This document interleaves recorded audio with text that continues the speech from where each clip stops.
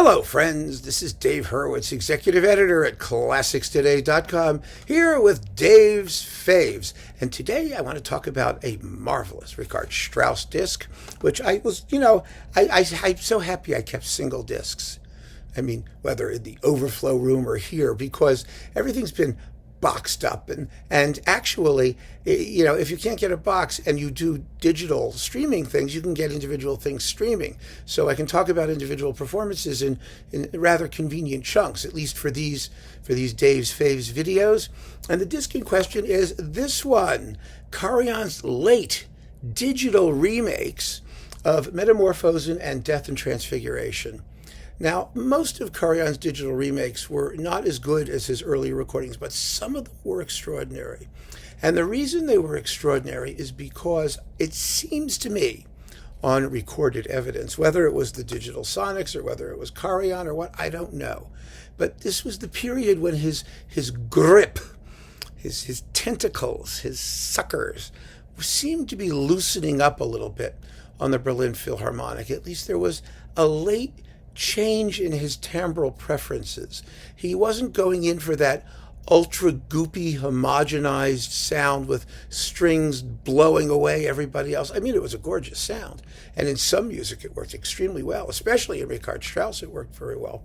But there seems to be, on audible evidence, a little bit more attention played to things other than strings, to rhythm, which is like really important, even in Strauss, whose idea of rhythm was to cram as many notes as he could into a bar and as many sort of triplety, slithery, oily things as possible. But I find some of these late recordings to be absolutely extraordinary. He still had it all the way to the end. And, sometimes when he let the orchestra loose and didn't overly control things, there could be wonderful things. And this is a disc where that happens. It really does.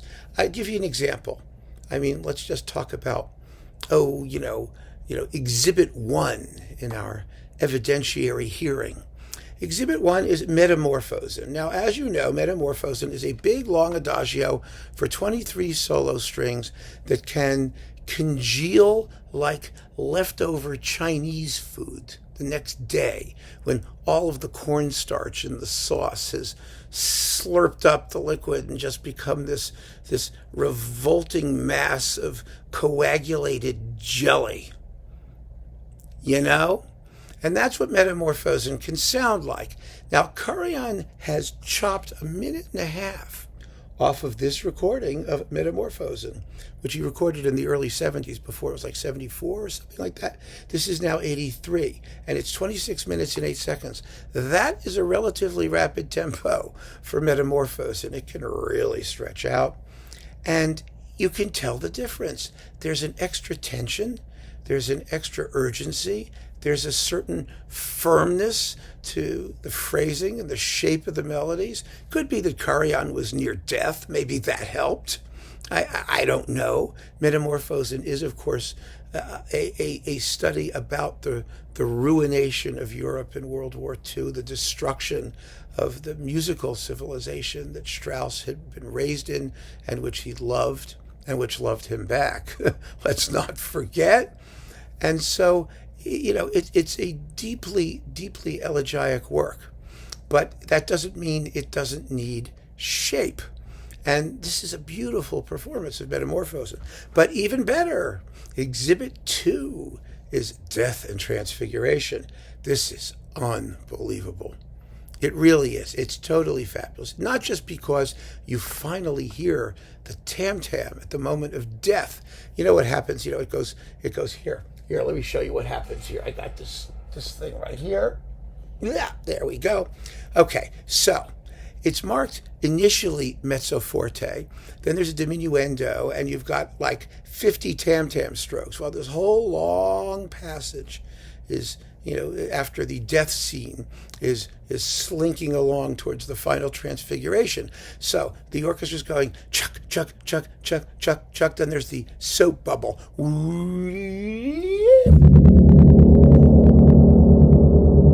Like that. And and then it's just in half notes.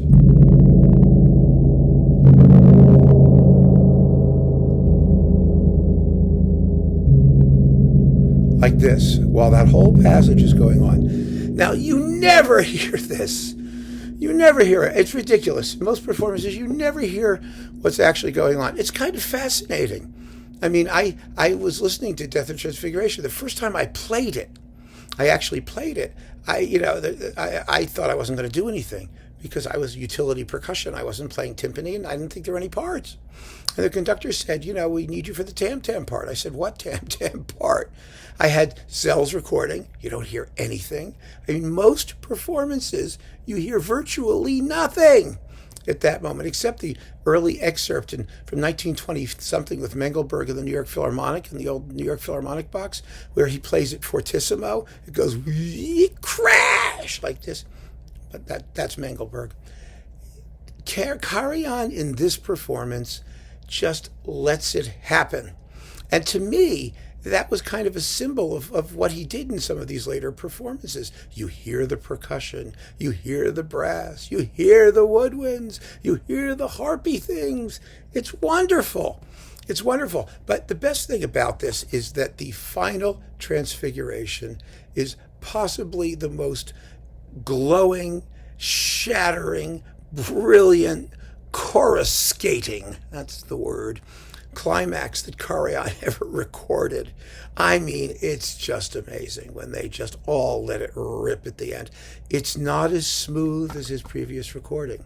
It's not as blended as his previous recording, but it's more intense.